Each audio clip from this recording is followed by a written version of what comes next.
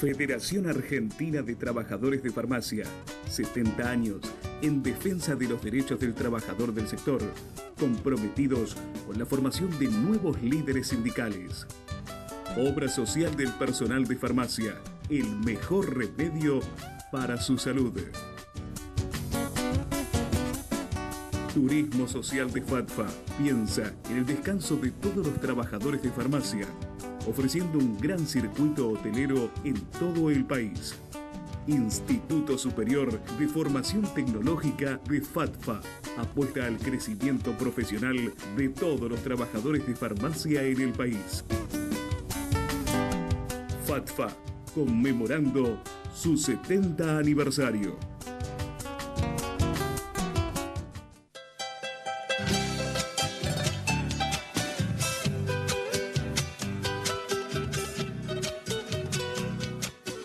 ¿Qué tal, amigos? ¿Cómo están ustedes? Muy bienvenidos a un nuevo programa de Proyecto Federal. Hoy con la emisión número 566, ininterrumpidamente en la televisión argentina, y donde siempre tocamos aquellos temas que son de tu interés. Hablamos de economía, hablamos de política, hablamos de salud, hablamos de actividad gremial. Todos los temas de actualidad están en este, que es tu programa elegido. ¿Qué tal, Gustavo? ¿Cómo estás? ¿Cómo te va, Luis? ¿Cómo le va a todos ustedes? Lo escucharon, ¿no? Programa 566, no saquen la cuenta.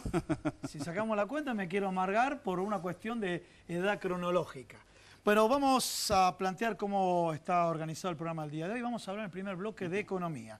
Y hablando de economía, nos acompaña el licenciado Daniel Stico, que es economista y es editor de economía del portal Infobae. Y yo le planteo a ustedes, primer escenario, el escenario comercial y un déficit comercial entre 7.000, 8.000, vamos a ver los datos exactos que nos va a dar Daniel Stico, millones de dólares. Y por otro lado tenemos el déficit en el sector turístico. Todo esto va acompañado o es concomitante al nivel de endeudamiento o el nivel de deuda que está contrayendo el gobierno. ¿Y cuáles son los estándares de inflación? Estas tres variables pasan por todos los medios de comunicación. No importa la ideología política que tengas vos, sino que todos los medios se ocupan de esto, y va a ser muy importante escucharlo a Daniel Stico para que nos aclare un poco y de alguna manera cómo se puede reorganizar esto para poder saldar este tipo de déficit.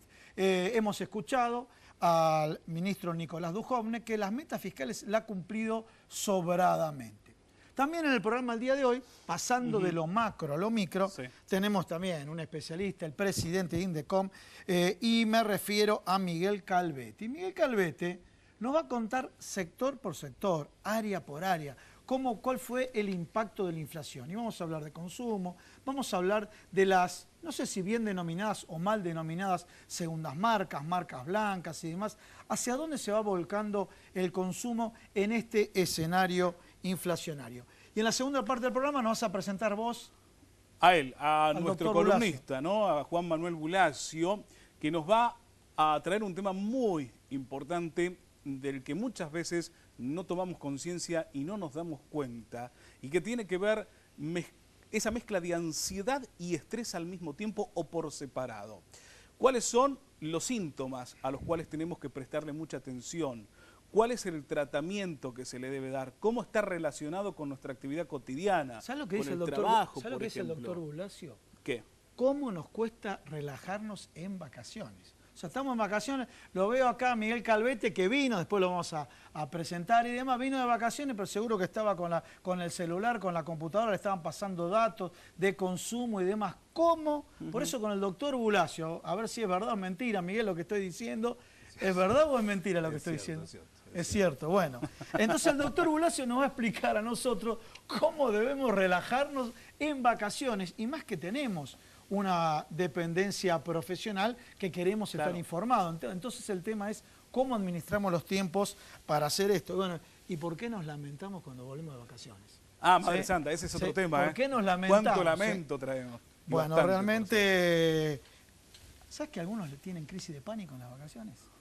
¿Sí? ¿Será que laburaron tanto durante todo el año? Bueno, todo esto lo vamos a hablar en el día de hoy. Y también tenemos a Andrés Árvales, que es secretario de prensa de APOPS, y nos va a contar un poco, le va a aclarar a todos ustedes el impacto de la reforma previsional. Reforma previsional que sabemos que tiene un impacto económico de 100.000 millones de pesos en nuestro país, de dólares es, 100.000 millones de pesos en nuestro país. Y de alguna manera, a través de los datos estadísticos, todas las consultoras le dieron al presidente de la Nación, Mauricio Macri, una pérdida de popularidad. Y dice que es coadyuvante esta pérdida de popularidad relacionado con esta reforma previsional. Bueno, nos va a contar un poco las características de esta reforma previsional y el impacto que tiene la misma. Vamos presentando ahora sí a los invitados. Exactamente, tenemos a nuestro primer invitado, bienvenido. Bueno, muchas gracias. ¿Qué tal, Daniel? Gracias a ustedes por invitarme, es un gusto estar con ustedes. Bien, primer aspecto, el déficit comercial. Sí, claramente el 2017 todavía no están los datos, seguramente en la semana que viene se van a dar datos definitivos de diciembre, pero terminó con un déficit comercial del orden de los 9.000 millones de dólares. La balanza de turismo terminó con también el orden de los 11.000 millones de dólares, así que esos dos rubros, turismo y bienes, sumaron 20.000 millones de déficit total. Un déficit que por un lado es una buena noticia, porque uno se pregunta como economista, si no hubiéramos tenido esa demanda de dólares, porque necesitamos más dólares para comprar afuera, necesitamos más dólares para viajar afuera, el tipo de cambio en vez de estar en 19, 19.10, 18,70, tal vez estuviera en 16,50 o 15,40. O sea, hubo una demanda estabilizadora en algún punto del tipo de cambio. Así que de ahí tenemos buenas y malas noticias. Ahora, discúlpame, pero ahí quiero hacer un pequeño paréntesis. Está buscando el lado positivo y nadie lo va a negar en absoluto, pero sin embargo, estos dos déficits van acompañados del endeudamiento que tiene costo y este costo cambia otro renglón de las cuentas públicas. Sin lugar a dudas. El tema es que de dónde venimos, porque si uno saca una fotografía estática es altamente preocupante, como bien decía Gustavo, porque obviamente tener un déficit que se financia con deuda externa, deuda pública externa, porque ya no hay más capacidad de financiarse con emisión, porque si no generamos más inflación, obviamente es preocupante. El tema es de dónde veníamos. Veníamos de un gobierno que había optado por cancelar deudas, se había cancelado la deuda con el Fondo Monetario Internacional, que era la deuda más barata que tenía cualquier país. Veníamos de ser una economía cerrada, ya nos olvidamos, pero hace 2 años teníamos cepo cambiario, no podíamos comprar libremente divisas para viajar, no podíamos comprar libremente divisas para importar. Había restricciones al comercio porque se había optado por una economía en la cual había que privilegiar el consumo interno por sobre el comercio exterior, cuando lo que hay que hacer en la economía normal es facilitar las exportaciones, facilitar las importaciones, facilitar el consumo, facilitar la inversión, o sea, todos los componentes de la demanda agregada en particular, y acá teníamos todas esas distorsiones. Entonces, cuando uno mira el déficit, la balanza comercial del 2017, se encuentra con que estamos comparando con un 2016 que fue atípico, porque la salida del cepo no fue traumática, sino que fue gradual, porque el gobierno sabía que tenía compromisos externos, ya nos olvidamos, pero teníamos el compromiso de los futuros, etc. Entonces, las importaciones las fue soltando gradualmente. Entonces, comparamos un 2017 de recuperación de las importaciones porque hubo demanda para consumo, pero también hubo demanda para producción, la industria de la Argentina tiene un alto componente. ¿Y qué es lo que sigue preocupando en este momento para poder reforzar aún más la economía y tener un 2018 mejor que el 2017? Bueno, lo que preocupa es que todavía siguen habiendo rigideces y restricciones estructurales porque el gobierno ha elegido el camino del gradualismo, es decir, aplicó el shock en algunas cosas.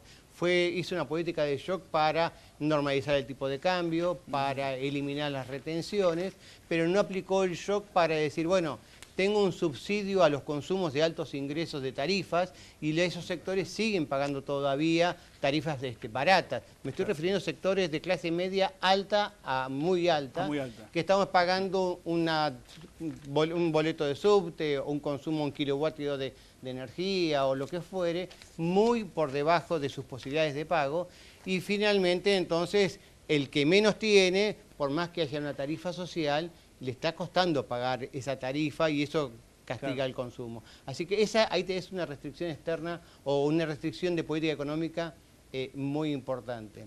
Después tenemos la persistencia de impuestos muy distorsivos, ingresos brutos, aduanas paralelas, o sea, aduanas interiores, que el gobierno con la reforma tributaria se propuso cambiarla, pero en un periodo de 4 años. Entonces estamos conviviendo con ingresos brutos, con sellos. Entonces vemos todos los días, che, ¿cuándo aumentan los combustibles? Porque subió el tipo de cambio, porque sube el petróleo.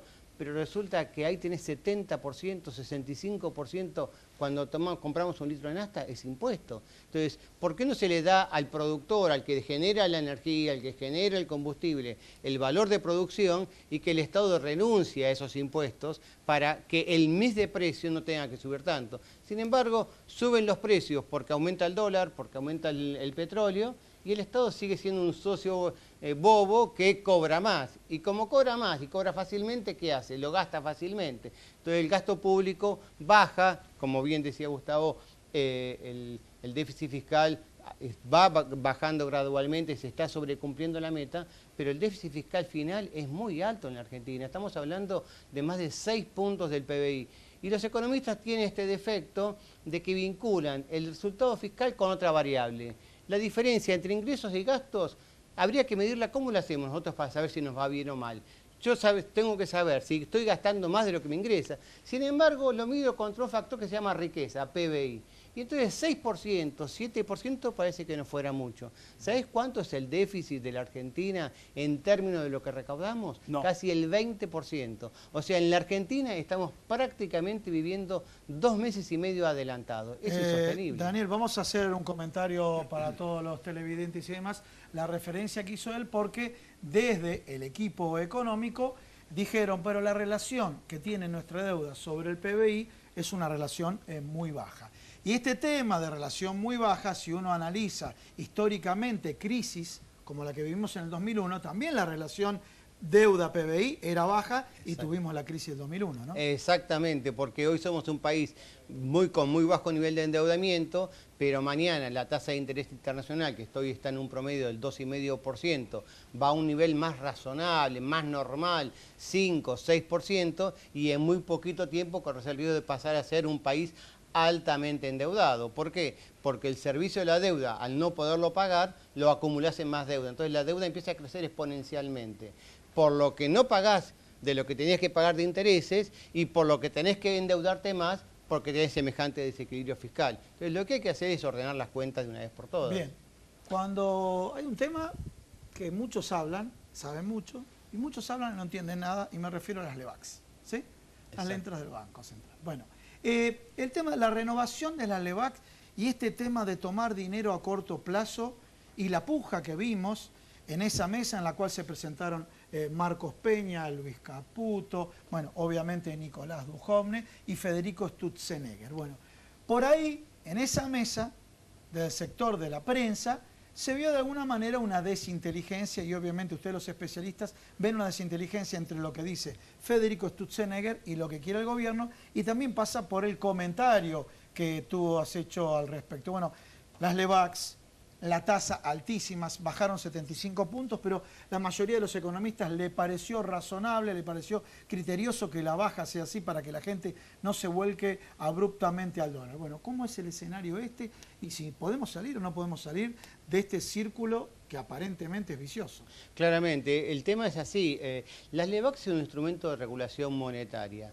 La Argentina, como tenemos déficit fiscal muy abultado, tenemos 2 caminos para financiarlo. O se financia con emisión y generamos más inflación presente, o se financia con deuda pública y corremos el riesgo, si no hacemos las correcciones que provocan semejante déficit fiscal, apostar a tener una inflación futura. Entonces, hoy la contrapartida de las LEBAC es, no quiero LEBAC, quiero bajar el stock de LEBAC, tengo que, o me endeudo con otro instrumento y le saco crédito al sector privado, lo que los economistas llaman crowding out. El sector público sale a tomar deuda del sector privado, colocando otro tipo de bonos a largo plazo y le resta recursos para crédito a la actividad privada para que pueda crecer, para que pueda consumir. O la otra alternativa, la emisión. Entonces, de ese punto de vista, es un buen instrumento las LEBAC.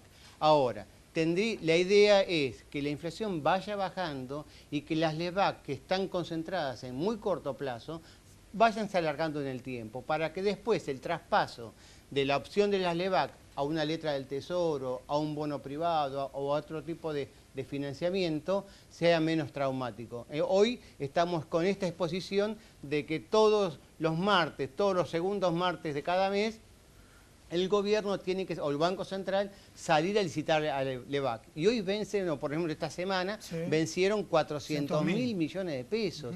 Es una apuesta muy fuerte, es un desafío que le está dando al mercado. O me pagás lo que el mercado quiere, o te libero esos pesos y ¿a dónde voy? ¿No termina siendo un arma de doble filo? Es un arma de doble filo. A ver, uno no puede hacer futurología, ¿no? Con esto, con la economía, por sobre todas las cosas.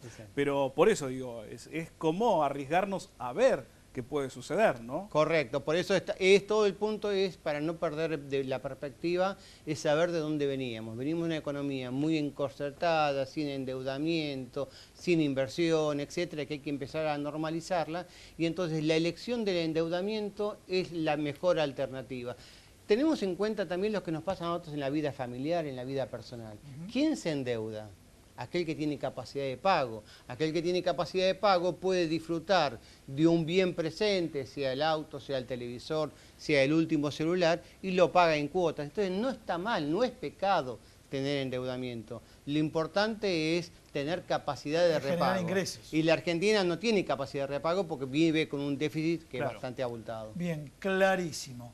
Vamos a pasar a otra parte del estudio porque vamos a bajar de la macroeconomía a la microeconomía. A ver, ¿qué pasó con el aumento en el transporte? ¿Qué pasó con el aumento, ya que habló de celulares, del aumento en los celulares? ¿Qué pasó con el aumento de los comestibles y demás? Todo esto con Miguel Caulete, titular de Indecom. Bueno, Miguel, muchas gracias por estar en el programa. Bienvenido. Habíamos adelantado el bloque siguiente que iba a venir el doctor Bulacio, médico psiquiatra, para hablar de las vacaciones y cómo no nos desenchufamos. Vos confirmaste que no te has desenchufado. No nos desenchufamos. Bueno, estamos en Argentina y nos cuesta. Nos cuesta mucho. Bueno, vamos a hablar de la inflación, que la tenés segmentada sector por sector. Bueno, sí, básicamente lo que vimos en el 2017, que es una inflación que superó ampliamente la expectativa del gobierno. Se había presupuestado en su momento 17 puntos, que bueno, algo similar va a ocurrir para el 2018. Esperemos que no con tanta brecha, ¿no? Terminamos con 24 puntos promedios, pero hubo sectores donde realmente afectó mucho más, y hubo sectores donde no ha afectado tanto en virtud de siempre el INDEC, tanto el INDEC como todas las consultoras miden determinadas variables y determinados indicadores, y depende cómo se midan esos indicadores, da más o menos mayor o menor medida. Pero sector por sector, bueno, vos hablabas recién de telefonía celular. Si querés podemos mostrar la placa. Sí, básicamente. Lo tomando una cámara, después vos vas comentándonos y vamos viendo. Sí. Son 34 puntos prácticamente lo que es telefonía celular. Telefonía celular. 34, ahí está, 33,9, lo tenemos en pantalla. Bueno, perfecto. Vos lo podés ver acá atrás. Bárbaro. 33,9 la telefonía celular. Ya que estamos a la izquierda de la telefonía celular. ¿Sí? Bueno, el sector de lo que es restaurantes, 22,5. 22,5, sí, muy bien. Bebidas alcohólicas, 24 puntos, que están en el... Voy a ubicar acá, a ver si me puedo tomar una cámara para que lo vaya siguiendo la gente acá en el televisor. 24, acá estás refiriéndote a bebidas alcohólicas. A bebidas, exactamente, en lo que es recreación. Volvamos acá a recreación y vamos a pleno nuevamente. También, muy bien. 23,6, casi 24 puntos. Seguimos a la izquierda. Exactamente. Sí. En lo que respecta a educación, obviamente educación privada, colegios privados y demás, 32%. En el caso de transporte, sin compatibilizar el último aumento, estamos en 21 puntos. A ver si podemos venir acá. Sin contabilizarlo desde sin contabilizar, siempre, ¿no? exactamente. 21% exactamente. Sin el último aumento. Sin el último aumento. Bueno, lo que es vestimenta, alrededor de 16 puntos. Vamos salud, no, perdón, salud estamos, ¿no? Salud. Salud, 28 puntos, sí. Que también todavía hay que computar un aumento más que fue autorizado, que se va a aplicar ahora, pero bueno, eso se va a contemplar para el 2018. Se va a contemplar para el 2018, pero en realidad lo iban a aplicar en noviembre y se pasó para el 2018. Tenemos ahí, bueno, el más alto, ya todo el mundo fija los ojos al 56,2. ¿Qué es eso? Bueno, el caso de servicios. Bien. El caso de servicios, que bueno, es Vox Populi de público conocimiento, claro. Lo que es luz, gas fundamentalmente, todo el revalúo de propiedades, la BL, tanto en provincias del interior, provincia de Buenos Aires sobre todo, y Ciudad Autónoma, es lo que más ha afectado, pero sobre todo luz y gas. Y después en lo que es hogar, electrodomésticos y demás, 20 puntos. Sí. Acá encontramos algunos rubros, el caso de alimentación, que lo pasamos por alto. En el caso de alimentación, el rubro fue superior al 21,3%. Si tomamos los comercios retail y los supermercados. Acá se hizo un cálculo con distintas unidades de comercialización, caso de mayoristas y caso de mayoristas, que no estaba contemplado, que el aumento obviamente bajó la medición de 24 a 21%, y también lo que se conoce como el mercado en tu barrio, que es el sistema de ferias itinerantes, que es una iniciativa del Ministerio de la Producción, la Secretaría de Comercio y el Ministerio de Agroindustria, que lógicamente los valores no superaron los 16 puntos de promedio en alimentos, y esto es computado con los supermercados, obviamente baja bastante el promedio. Ahora nos detenemos ahí. ¿Hubo un efecto traslativo al mercado en tu barrio? ¿Creció en el año 2017? ¿Cambió la modalidad de compra? O sea, obviamente, siempre que hay crisis, lo sabemos, es de manual, cambian los hábitos de compra. Pero dudas, ¿se notó el cambio de hábito de compra el año pasado? Sí, cuando hay una falta de liquidez en plaza, cuando hay una retracción o una caída del salario real, no nos olvidemos que siempre los salarios corren por detrás de la inflación. Eso lo vemos y se repercute. Lo primero que se repercute, sobre todo en lo que es los segmentos socioeconómicos medios y bajos, y obviamente los sectores más vulnerables de la economía, pero el grueso de la economía, se refleja en el supermercado. Es el primer lugar donde se refleja, juntamente con el esparcimiento, y bueno, el caso de después comienza la gente a prescindir de educación privada o medicina prepaga, primero medicina prepaga, después educación. Lo que pasa es que obviamente en los ciclos lectivos no se puede cambiar a los hijos del colegio. ¿Te puedo hacer una pregunta, Miguel? El otro día estaba viendo un comparativo desde el 2003, creo que fue, no recuerdo bien el año, en adelante, ¿no? Sí. Hasta el 2017.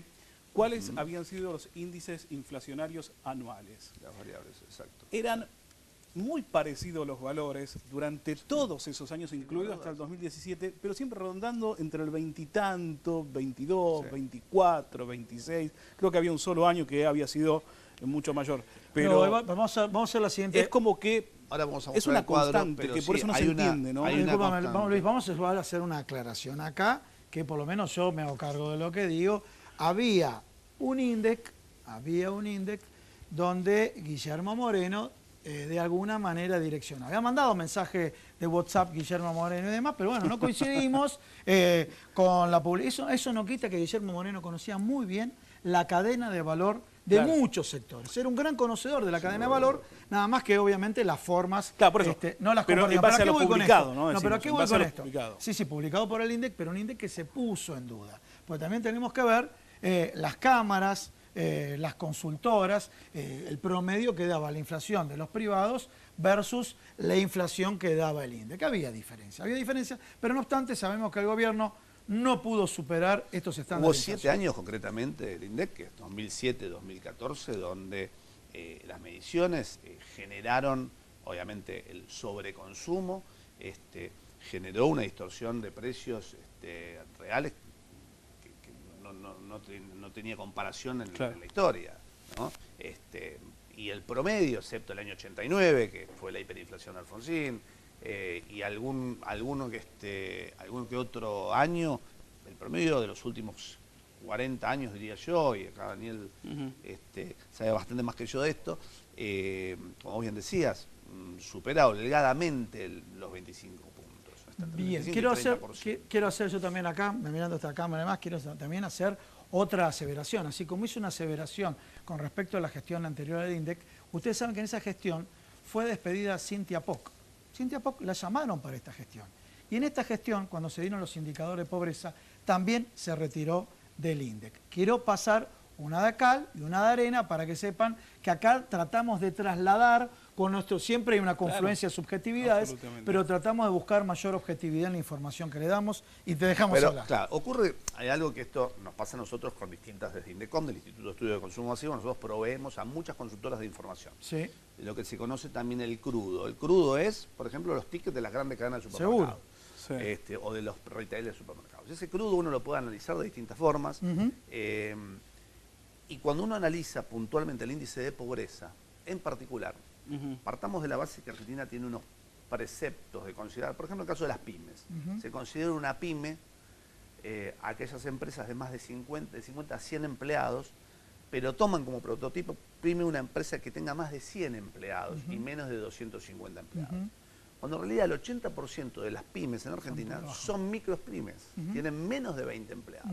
Entonces, cuando esta micropyme, que es la que realmente debería ser el sujeto de crédito por parte de los bancos y de tasas beneficiadas además, no puede acceder a eso, porque no es ni pyme ni no pyme, lo toman como una suerte de híbrido y no es considerado por los bancos, entonces tiene que tener un capital y un respaldo superior a lo que vale la empresa o a la propia actividad o a su propia facturación para poder acceder a un crédito.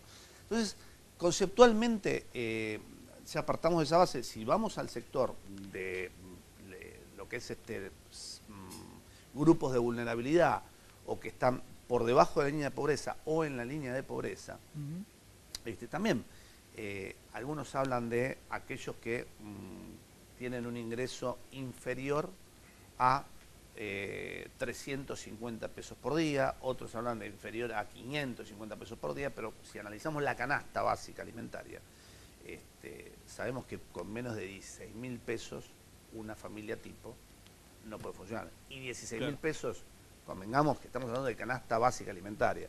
Si a eso sumamos el resto, indumentaria, vestimenta, servicios. Hoy los servicios, hay familias que tienen entre un 15 y un 20% de su ingreso. Entonces, creo que hay que comenzar a modificar hacemos lo siguiente, Miguel. Sí. Haz un pequeño corte y vamos a cerrar con ambos en el próximo bloque, 2 minutos cada uno. Por favor, un pequeño corte y continuamos acá en Proyecto Federal. No te vayas.